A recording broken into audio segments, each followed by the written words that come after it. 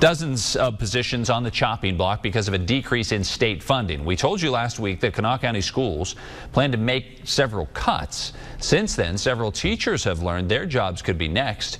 News Channel 3's Katy explains some teachers say that they're more upset about how the board is choosing to go about this. Started in August, yes. I got hired August 3rd. Rebecca Redd has been teaching elementary students for almost 20 years. It's just like a little family here.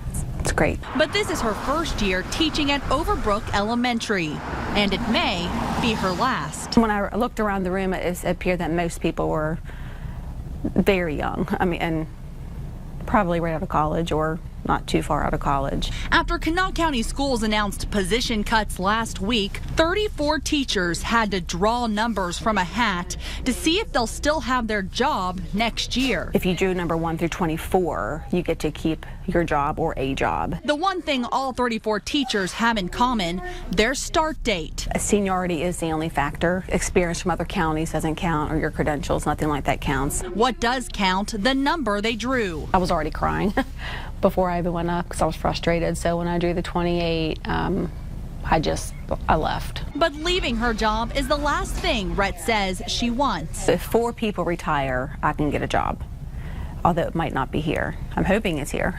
Kanawha County Schools says this random selection procedure is part of code and based on seniority. Degrading. It was very offensive.